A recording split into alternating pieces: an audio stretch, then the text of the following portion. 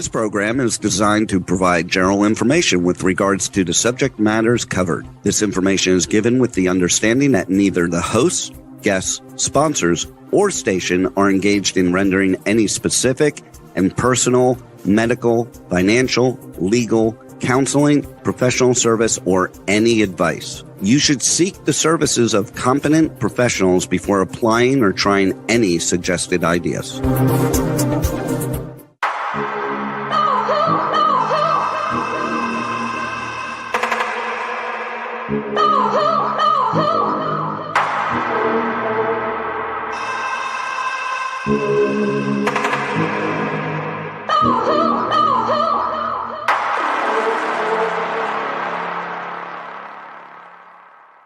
Good morning, true seekers and true crime junkies. Welcome back to another episode of Hit the Road Jack, Finding the Zodiac.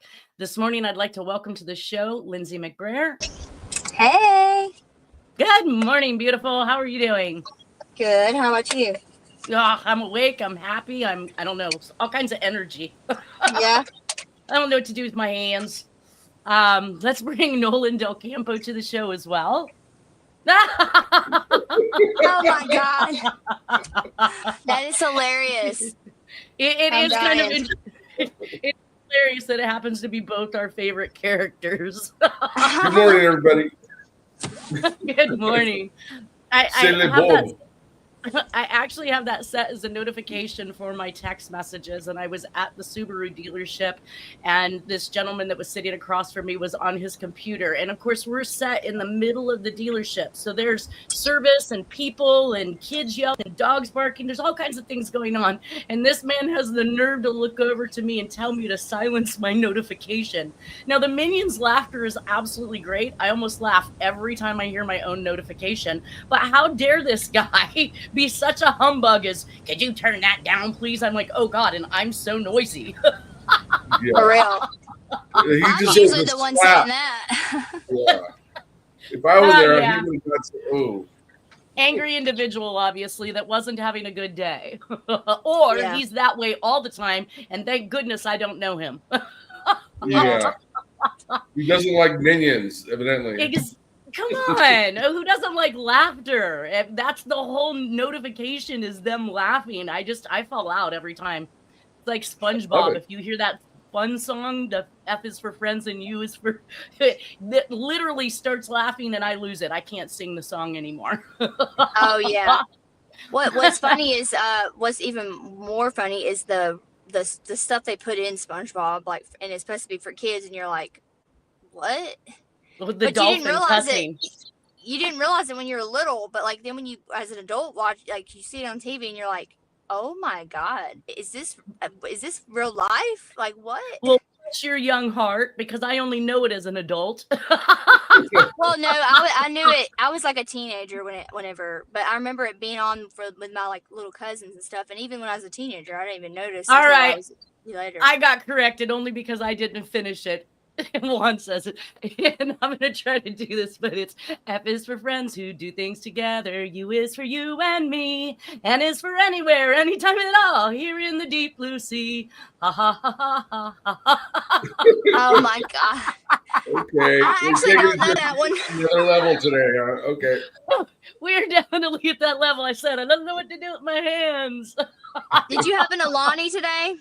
No, I'm barely on my coffee. I just started. Whatever. I got some good sleep. Is that an energy drink? Y'all don't know about Alani's? What? No.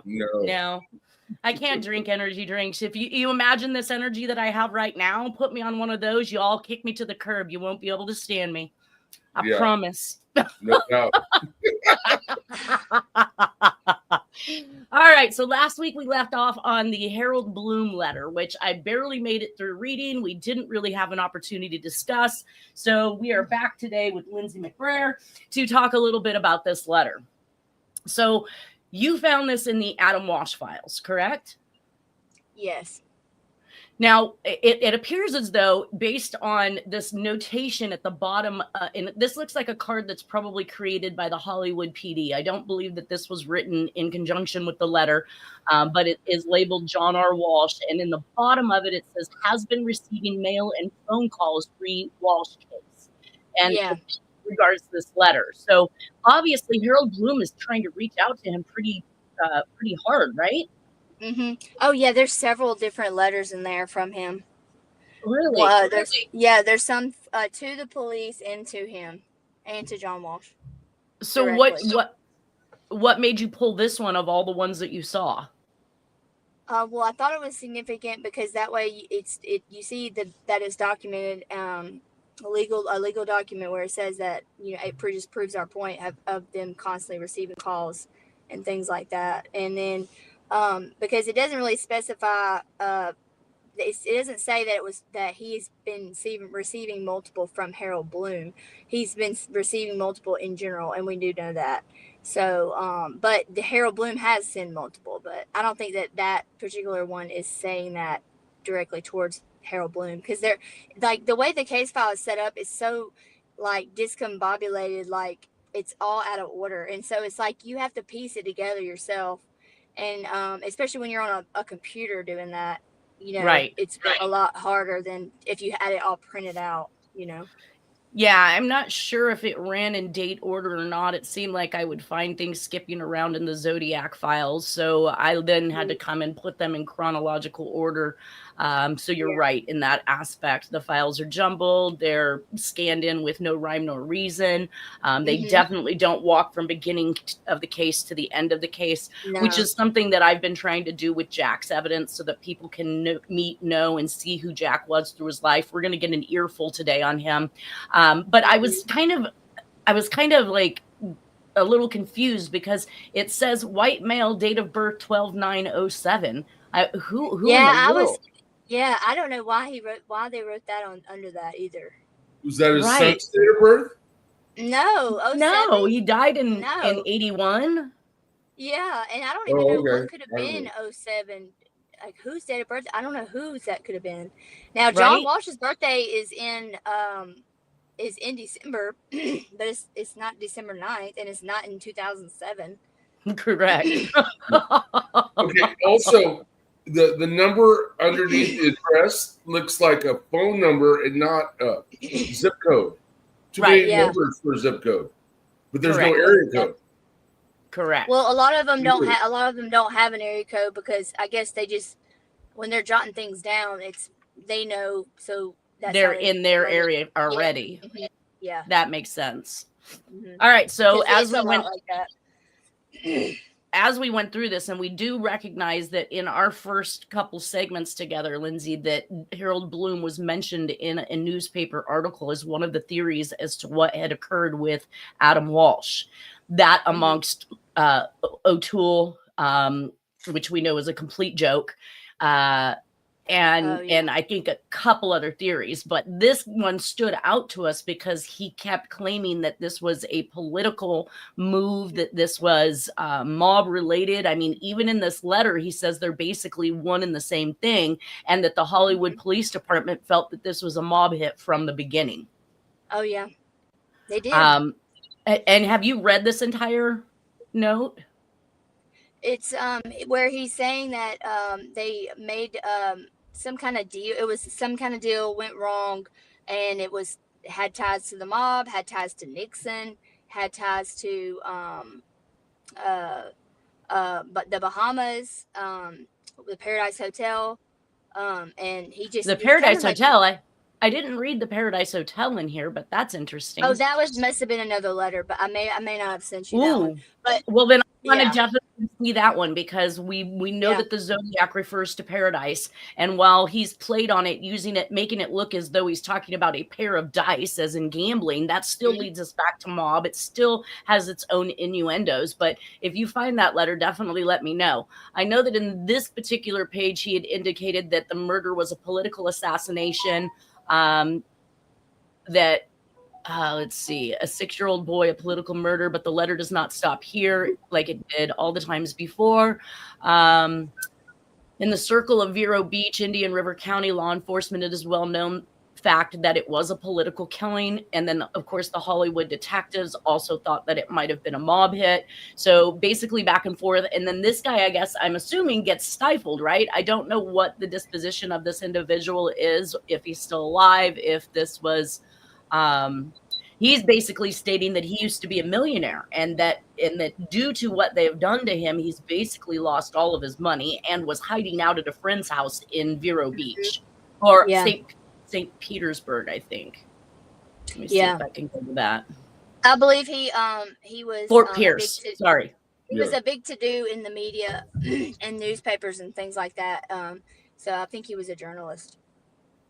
Oh, it would be interesting to figure out who this gentleman is. And he does refer to some media people. So at the end, which I wasn't able to decipher the entire message, said, an innocent ad lib to me by Hans Freeman of CNN, at least be terrified these people into Adam's death. They had to do something drastic at once or be exposed. What about the statement of Barbara Walters in San Francisco? And then I couldn't read this last little section that's there at the bottom. It's too blurry. The letters have bled into each other, but I really feel like if they're going to create a FOIA file of information on unsolved cases, that they should have the gall to scan it in at a resolution good enough to make it legible 30, 40 years from now. I mean, you're not preserving anything in this state. I know, and it made me think, like, because I've seen other case files that are not like this, but then it makes you think, like, what other cold case files that are that old are like this and that are unsolved? And that's one reason probably why they're not solved, because they probably threw away the paper file and all you have is the scan file. So what if that was the case? Then you're like, it's like, really? And they shouldn't do that, because clearly this being a piece of evidence, or at least a lead in the actual case, you should not throw away these types of evidence, right, Nolan? Right. No, it's physical evidence. Right. Yeah. The duplicates aren't the same. Exactly. And what I found in the whatever scans, whatever. No, you have to have the original document, especially you as a handwriting. You should see some of the pictures. Yeah. You should see what some of the pictures in here look like. Oh my God, they're like, it's like white with like a fake, like a box around it. Like you could tell it was a picture, but like how they scanned it in, like you couldn't even tell that it was a picture of anything. Like, yeah, I was like, what is this? Well, and in if that's intentional or inadvertent, yeah, maybe they don't want people to know. Yeah. Yeah. Well, and that's what I was going to say about the Zodiac FOIA files. When you go into the Zodiac FOIA files in the FBI archives and you look at some of the communications that are attributed to the Zodiac case, the way that they scanned them in. Now, you can look at the reports and the different communications going back and forth between law enforcement, and they're scanned in. They look absolutely not normal. There's nothing messed up, deranged, or altered about them. But if you look at the actual communications, they have truncated them, squozed them down, like they have done. I said squoze. This is a word, at least for me, guys. I knew what you meant. They warped the communication so badly that it would be almost impossible for anybody investigating the case today to know what that handwriting looked truly like. So it wasn't just the fact that they scanned it in at such a low resolution and DPI that it literally, truncated or compacted it. I mean, it literally warped it. If I showed you side by side, and I believe I've done this in the past, where I've showed individuals what the actual communication looked like in comparison to what was scanned into the FOIA files, you see that drastic difference. And I think that's not inadvertent. That's definitely on purpose. Yeah. Wow. I really do think, because it's the same concept in the Adam Walsh case file. There be some that are like clear, and then it's like crap. Right. Yeah. And this one, it looks clear. Nothing's warped about it whatsoever. It doesn't look like it's been squished or truncated. Like it looks absolutely normal. So why the Zodiac communications do not is really kind of baffling. Now that takes me to this letter, which we didn't make it to because I honestly can't read this thing. You said this was an extremely interesting letter from John Stack, and I don't have a clue what it says. Okay, who's John Stack? Yeah, John tell Walsh. us. What? You said John. He said, "What? Who's John Stack?" She means Yes. John Walsh's No. files, right? No, this is a letter you sent me from a John P. Stack, and you said this is an interesting letter from John Stack. Yeah, he was he was the man on Unsolved Mysteries. Yes. And he was from California, and their studio and everything was in California. Oh, so you mean he was what, the commentator on? All right. You know the guy that used to have the coat on Unsolved Mysteries, and he'd be like, "Today on Unsolved Mysteries, we're going to be discussing 5 cases." Like that. He So was basically, like the John Walsh before the John Walsh, and because you didn't Unsolved Mysteries pretty much faded out and went away when America's Most Wanted came out. right. So that's why I thought it was kind of significant. Why is he writing a letter to him? Right. Okay, so like that famous guy that's on Forensic Files, he's the voiceover or the person who talks and commentates throughout the segment. Mm-hmm. Yeah, but he actually it shows him. So if you remember America's Most Wanted, how John Walsh, he walks up and has his hands in his pockets and he's like, "Today on blah blah blah." Like it's like the same concept, but instead of the black leather jacket and the jeans, with John Walsh, John Stack is wearing a long trench coat, and it's like they're usually it's like a gray, or sometimes it's like a light brown, tan, or beige. And it's always like tied in the front.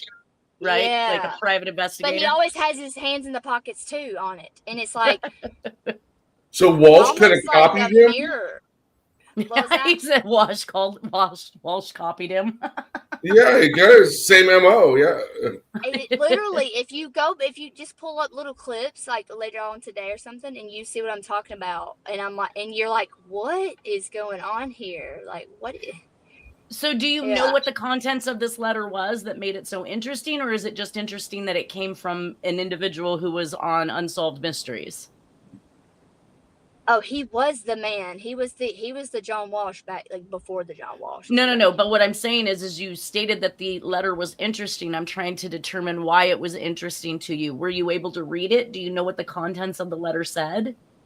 I couldn't read the middle part. It was just saying how they might have had information about another case that was in California that may be connected, because there's a lot of stuff like that in there, where it's like, I mean, people from all over the United States would contact the police station and say, "Hey, we have a similar case here, blah blah blah. We might have some information for you, or we might connect something like that."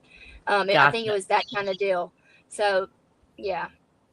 All right. Well, then that makes sense. That he was out of California, and when I looked that address up, that actually was his address, like where he was living and everything. So, gotcha. And then the way he was on his show, and then the way John, it was just like very strange. Yeah. Well, my take is, it looks like someone intentionally almost redacted significant portions of it to conceal what it really contains. Yeah. Because you can't read most of it, right? His signature is nice and strong, so why the rest of it? And the top is readable, the first paragraph, but after that, it gets tough to read. Yeah. Yeah. I mean, completely missing portions altogether. This was never meant to be the main body, you can't, it's indecipherable. And if you think about it, like, okay, a typed letter should be the easiest thing to scan in and to show up clearly. All of their FOIA, all of their file requests, all their reports, all of their law enforcement things back and forth to each other are very nice and strong, and they're all typewritten as well.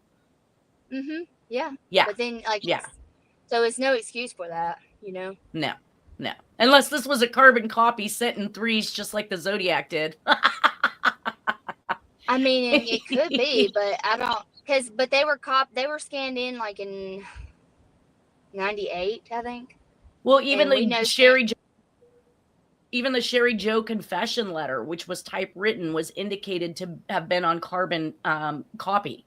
So he put in what I think they thought was at least 3 pieces of paper and 2 pieces of carbon. And then this letter evidently was sent to either more than one location, or he chose the one in the center that was definitely just made out of the carbon portion rather than the actual type print in order to submit his message. Either way, it was scanned in at a resolution that was much better, and it was readable, unlike this letter. All right, well, we now know why this one was interesting. That's going to actually take us back to the murders, to what's going on with Jack. Now, we have a murder in Austin, Texas on December 6th of 1991 that I thought was completely up the alley of the Zodiac Killer. And what I do know, though I don't know the precise date, is that this is really the time frame in which Nora and Jack split again. So I like to remind everybody that we start to see things pick up. Jack is back in Texas. Whenever there's a split or a breakup for Jack, whether it's with previous wives or with Nora, we start to see things going on once again, and murders seem to ramp up communications, just as we've seen in these 1991 communications coming out. And we know that Jack is going to be, I'm going to show you that he's back in Texas at least by February, if not by January. So we have this murder, and it's called the Yogurt Shop Murders in Austin, Texas. 13-year-old Amy Ayers, 17-year-old Jennifer Harbison, 15-year-old Sarah Harbison, and 17-year-old Eliza Thomas were killed in this murder spree. Cops believe that it was shortly after midnight that it occurred. They were all tied together, bound and gagged with their own clothes. They were shot in the back of the head, execution style, and 3 girls were stacked on top of each other. This was really reminiscent to me to the South Carolina murder in 1943, the Lake Bottom murders that were obviously in another country, but it was a campsite. And then the place, after they were stacked on top of each other, they were set on fire. So we have the arson aspect as well. So we have by gun, we have by knife, we have basically by rope, even though it was their clothes that were used. Right. Either way, it kind of ticked off all of those boxes, and we know that Jack has left Nora, though we're not exactly sure of the time frame. December 27th, 1991, we see a murder back in Fairfield, California, of Amanda and Nicole Eileen Campbell. Her bike is found in a field. A lot of these child abductions and murders, we literally find a bicycle that's been posted up somewhere close by, left behind, in some cases stacked on top of the bodies. Either way, it's almost like when we have these couples murders where the cars go missing and are found some, short distance or miles away. To the same token, it is very reminiscent. And that brings us... I found, so real quick, if we have time later, I found whenever I first found that letter from John Stack, I forgot that I had took it and put it in my software and made it, blew it up to where, and made it more contrasted so I could read it. And I just found that piece, so. Are you able to read any portion of it? Yeah. Yep. Read it. Read it. Okay. Read it. My name is John Stack. How are you doing? I've seen your story twice, and as a single parent of a 10-year-old boy, I'm very scared and very angry. Your statement about not understanding the priorities of this country when it comes to the protection of our children rather surprised me. If you look at history, world abuse, mayhem, and exploitation of children is nothing new. In Scotland, something, mothers had days to take their babies coal mines and broke their backs trying to take enough money to feed them. Benefits this country had to pass child labor laws to stop the brutal exploitation of children. Okay, we're about to get to the good one. There has down a felony complaints arrest warrant issued for something ex-wife for years to provide child support. The DA just informed me that the collection of child support has been a priority and nothing new to him. For the parent court, blah blah blah. I'm trying to skip down. Okay, here we go. So, you know, the FBI has plenty of this information and all the money they need to run this sting operation to entrap some rotten Congress that we all know are a part of the system. Aren't they running sting operations to find out what's happening to the 50 to 100,000 children that go missing each year in this country, never to be seen again? His answer will be, there's no money, there's no persistence in it for them. I've written a very hard-hitting documentary film proposal about this subject recently. No one has seen it, nor I have had the time to shop for production money or had time something. It also suggests in basic detail how there can be a new protection system designed and developed for children.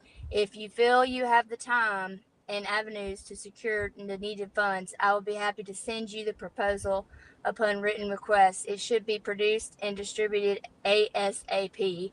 He wrote that out and put dots. You can see hot Congressman Dornan spends our time. Sincerely yours, John Stack, or John P. Stack. Wow. So he's right.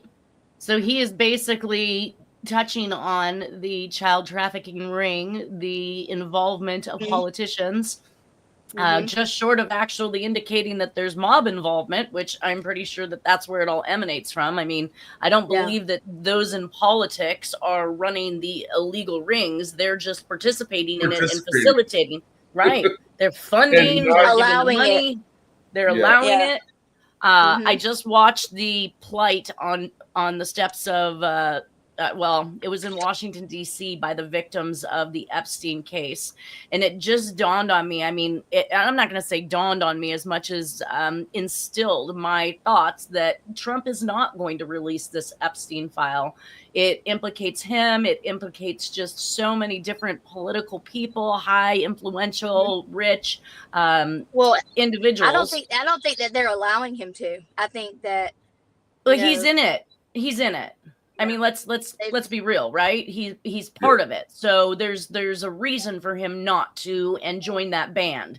So it's unfortunate, but watching that just really made me, realize that we've got people who are standing here saying, I was abused by the Prince of England. I was abused by political people, by rich people, and nobody. The Victoria's Secret guy, what was his name? Wexner. They named him too.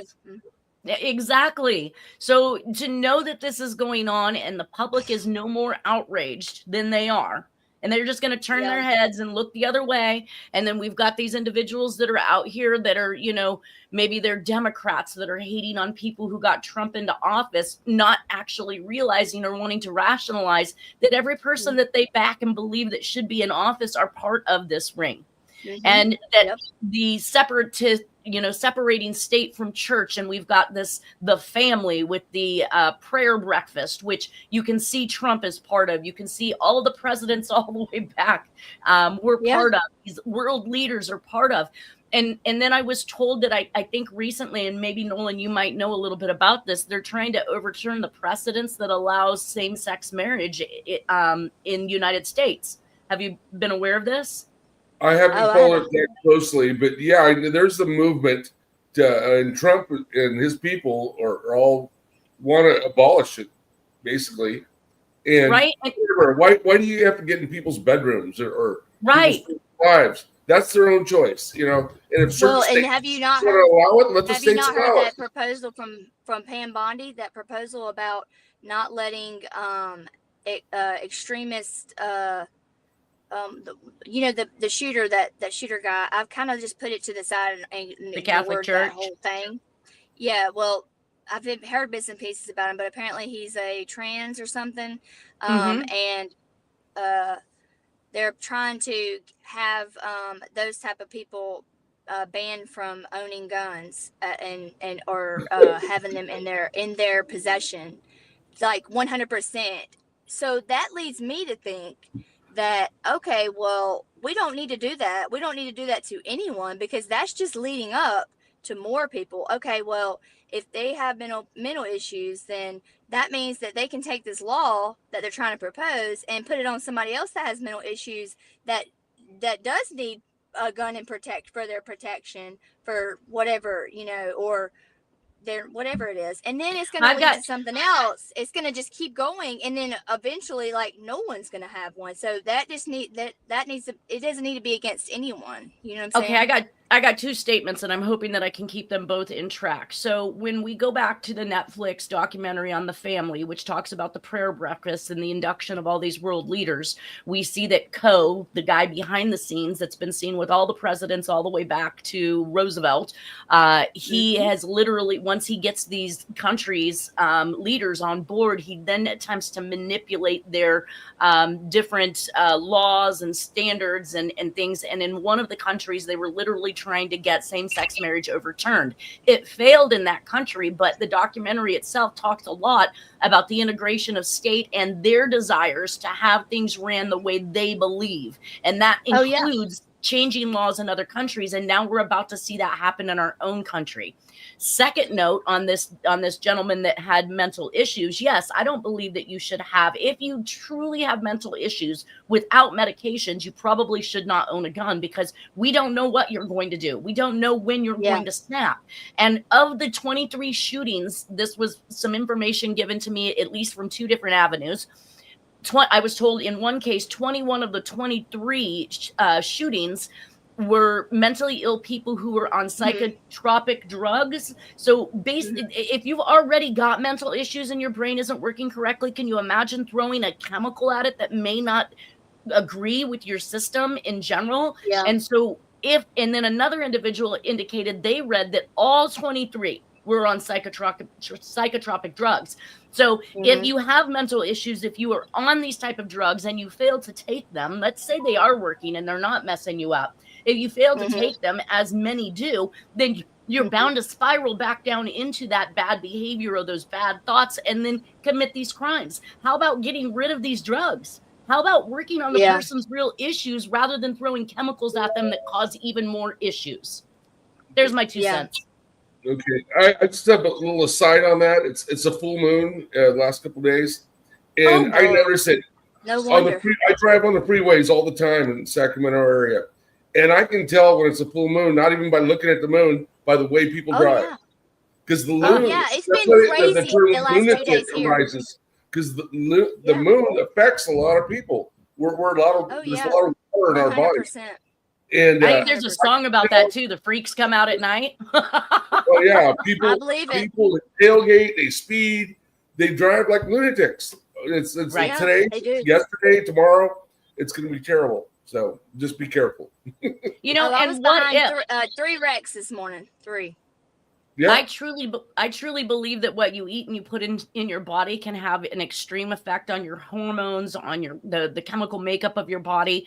And what if just some of these foods we're being fed, or some of these foods that we're being allowed to buy in our grocery stores have just enough chemicals or hormones or pesticides or other things in them to cause these type of mental issues in people. We need to start with the basis of what we eat and put into our body and see how that affects everything else, because we do know that there are particular foods and chemicals and preservatives and other things that absolutely affect the hormones, which will affect the chemical makeup of your brain in individuals as young as 7 and 8 year olds who are going into puberty well before they should be. So just a note, let's look at what we're eating. People making money off all that additives. They know. They already know. Yep. Yeah. All right, so back to our murders. Well, we now have Jack. What's really going on? What's really going on? Now, back to Jack. we actually have Jack in Texas. Now, this is the first documented picture I have of him back in Texas. It's February 6, 1992, Jack's birthday at his mom's in Texas. Would confirm that he is now living separate and apart from Nora, as indicated by the next entry of her address during this time. Also, receipts for an Isuzu pickup truck sold with the address in Dale, Texas from 292 through 1292, as we see for Jack for some time to come. So Dale, Texas is approximately 36 miles from Austin, Texas, where the yogurt shop murders occurred. This, again, is that proximity, in which case I had indicated in the past that the Zodiac held anywhere from a half an hour up to 2 hours away from home, maybe another hour off in another direction to dump the body, but always within that proximity. So we know that Jack has purchased this property for Flova in Texas, which may or may not be his property with his name on it, but I know his mother resided there until she passed. And I want to say that was 96, 97. We'll be getting to that soon. But you can see these receipts down here at the bottom. He's definitely giving the Shady Oaks address, which all makes sense when I say we need to be looking at Jack and the Zodiac for those yogurt shop murders. Well, and that's whenever it almost like hypes back up. Like that was hold on 1 second, guys. Let me go back. Nolan, go. What'd you say? The picture on the left, that's Jack. The picture on the left is actually Flova. This is Flova on the left. And then who's the man? And then on the right over here is Jack sitting here eating his birthday cake. Yeah, that's Jack. Sure. And this is Red. And he literally, in one of his letters to Red, said he was going to have to come there and basically put him down or shut him up like a dog, basically, if he didn't do what Jack was telling him to do. I don't know if we've gotten to that letter yet. I don't think so. No, I remember that. Right? Like, don't make me have to come there and fly a red flag, he said. Yeah. I think that was the words. All right, now go ahead. I'm sorry, Lindsay. What was your statement? Well, I was just going to say this is kind of like the time frame where everything kind of hypes up again. That serial killer error and all the craziness kind of starts happening all of a sudden again. You know how he slows down and then he picks it back up. Well, we see that in these years again, and also I've seen in the case file that there's a lot of stuff that hypes up in those years as well that are in the case files about crazy stuff that is in there. Random things are put in there. And then John's getting all these letters like back to back from all these different people about all these crazy, things. And it just says, well, but by this time he's on America's Most Wanted, right? Uh-huh. So he may very well be getting the crazy letters because now he's in the eye of the public. He is a celebrity and he's trying to solve crimes, right? So he may be getting a lot of craziness in regards to it. But I always find it interesting that whenever Jack is in the middle of a separation, a divorce, or a split, or whatever it is that he's got going on, trouble with the law, trouble with his stepson in the law, we start to see things happen. Zodiac-esque like murders in Texas, and we know that Jack is often back and forth to Texas, but we're going to see him here in Texas at least for a good solid year. So anything that's happening in Texas, I highly suggest we need to be looking at, or maybe even the affiliation to or acquaintances of these other individuals that have been considered prime suspects for some of these crimes, which we're going to talk about a couple more here.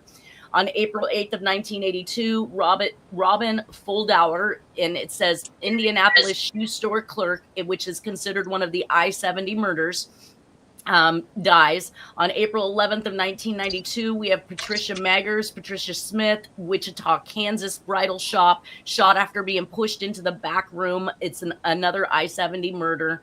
They let a witness go after being seen, which was strange, and it happens to be a male customer. And we know that there was overkill on the females versus the males in the Zodiac stuff. So I had notated myself that I wanted to research the I-70 murders. Nora left Jack this particular year, so we know he's free to do whatever he wants to do. Also research the activity compared to each time they break up and divorce and get back together, which I just discussed a little bit. We see the activity pick up and we see it slow down. When he has a job, we see the communications kind of go to the wayside and the murders maybe go to the wayside. But then we start to see it ramp back up and pick back up whenever something bad is going on in Jack's life.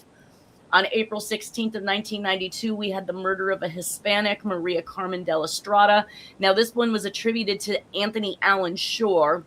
So I paid a little bit of attention to the fact that there is a reference to a partner named Allen in the Oakland County child murders, the same spelling even, and he's considered to be a tourniquet killer, uses a toothbrush or a bamboo stick in the tourniquet with a special knot, which really kind of drove me into the John Benet Ramsey stuff, because yes, I was just about to say that. And then in Tim Miller's letters, we know that the author is claiming that there was someone else out there killing too, Oriental and Hispanics, but not Zodiac Jack, because he's very aware of the individual who is doing this. He wants to make sure that Tim Miller understands that there's other people out there also killing at the same time, and almost to the degree that he even knows them. I mean, the way he makes it sound is like he has personal knowledge, or at least he's able to say, please don't attribute these to me. And that's very Zodiac-esque. Right. And it brings me back to when the Zodiac was talking about the BTK bomber, Kaczynski, that I didn't bomb that cop on the police station steps. Don't look at me for that. If you guys thought I was going to set a bomb off, you're nuts. He really just used it as a tactic to keep them busy. And I guess Anthony Allen Shore's victims are primarily Hispanic. So this was brought into the display because Jack recognized this killer in the 2005 confession letter to Tim Miller. I believe he may have been an acquaintance of this individual, and this may be who we are looking for in the John Benet Ramsey case, where Jack wrote the ransom note, and the very unique tourniquet that was found on John Benet may have been the work of Shore, or somebody who was familiar with it and repeated or copycatted it. Either way, I've always been kind of convinced that there's a possibility that the DNA is not going to match fingerprints, that's not going to match the handwriting, so the confusion will carry and continue on forever in regards to John Benet Ramsey, because if they found somebody where the DNA matched, it's likely the handwriting won't, and fingerprints and so on and so forth on down the line. So, quick question. Yes. Maria Carmen de la Estrada, where was she killed? Or where was she found? This is in Texas. I figured Texas. Was it near the border? I don't know. I think we're thinking the same thought, I think. Because at that time period, there were a lot of killings in northern Mexico, near Juarez, the city of Juarez and El Paso, and some in the United States, some in Mexico, most of them in Mexico.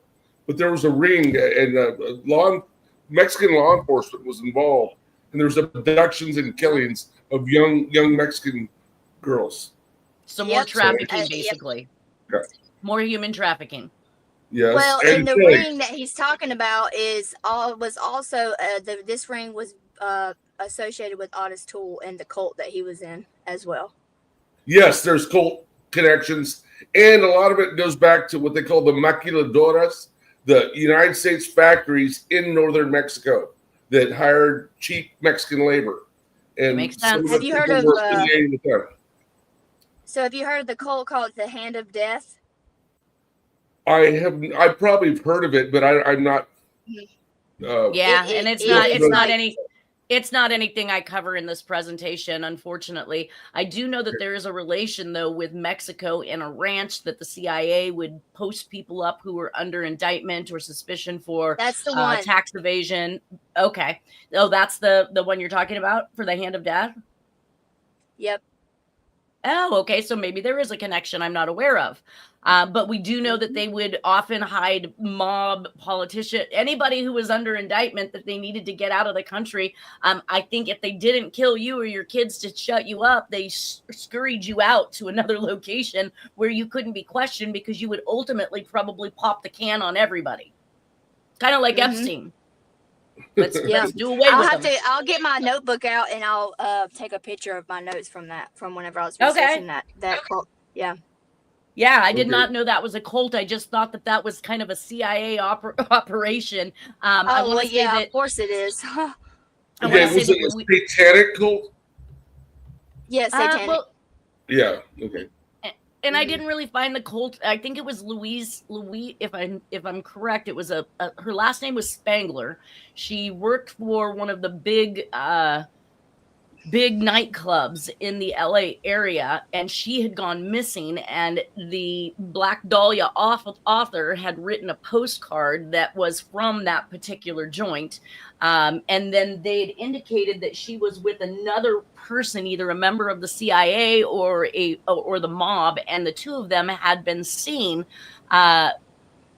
they had been seen after we were told she had gone missing. Body has never surfaced of this individual, and that there was potential for them to have been flown to Mexico to keep them quiet, basically, in regards to some indictment that they were under. So I didn't recognize it to be a cult as much as I recognized it to be a system within the system to ensure that these people never testify, because others would end up in trouble over it.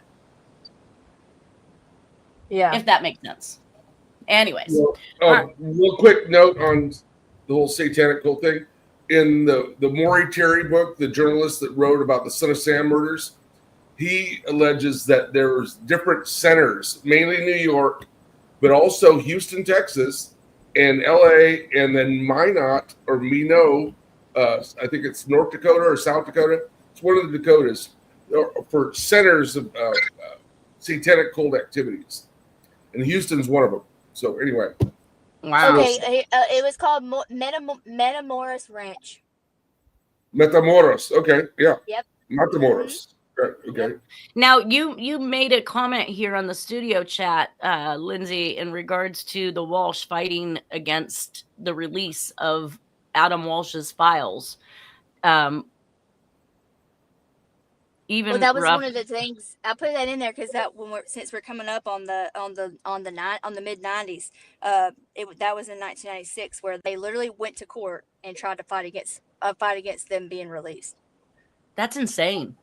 Yeah. That makes absolutely no sense. No sense. Yep. You supposedly don't know who killed your son, beheaded him, no less. Mm-hmm. And you want to fight against the release of that information, which could help solve the case. Could lead, to someone coming forward or something, yeah. The only thing I can read into that is that you don't want your information, the things that might lead back to your nefarious deeds, released, because ultimately speaking, they dug up, I'm sure, a lot of information. Oh, yeah. And probably the same reason why he didn't want the FBI to assist and help in that particular Yep. And then hired his own retired not FBI, retired police agent from Miami to come in because he was a good friend, and got him to solve the case after that. But they didn't solve the case. Yeah. Nobody solved it. Yep. All right. Yeah, that's just all a little bit too crazy, too strange. How do you promote a show working with the FBI trying to solve cases when you fight to keep yours from getting solved? You fight from having the very individuals that you now work with involved in it. It's too shady. It's too strange for me. It is. That's why I'm like digging. I just keep digging. And I just keep finding more. Was America's Most Wanted on Fox? Yep. Yes. And guess who owned Fox? Murdoch. Yeah. Yep. Well, anyway, I had a hunch. I never really watched the show. I was anti, but I thought it was on Fox. Yep. So carrying on with Jack at this point, we have more instances of him being in Texas, and this is April 19th of 1992. As I had stated in the past, there are plenty of times we've seen Jack in Texas visiting mom on Easter. It must be something particular, but we know he is literally living here at this point. It says April 19th, 1992, Jack is at a family gathering for Easter, and there's no sign of Nora or Charles in these pictures, so it's clearly Jack here alone. There are pictures of Flova's new house on Shady Oaks and Chubb's place in Seguin. Now I'm a little confused because we read some time ago what was supposed to be the eulogy for Chubb's, for Jack's, or maybe Chubb's is Jack's uncle. I'm trying to determine whether I had the right one, but it said that Don had written the eulogy for his brother, and so now I'm even more I'm confused. I'm going to have to go back and cross-reference to see if Chuck or Charles is different than Chubbs, and maybe one is an uncle, and maybe I have misstated some of the family dynamics here, because Chubbs, I believe, is Jack's brother, and he is still living in Texas at this time. So that pretty much, I'm going to stop there. We'll pick back up on this next murder and other information that we have about Jack in the Texas area at that time. Is there anything you guys want to add last minute? Be careful out there. It's a full moon. Yeah. It said the 7th. There's supposed to be some type of, I think, eclipse again. I don't know. Oh, One really? Yeah, knows about these things. Worse. Yeah. It was showing this bright red blood moon. Yeah, that would be even worse. Well, thank you, Lindsay, for being here. Thank you, Nolan. Everybody have a great weekend, and we will see you next Friday. See you Friday, if not sooner.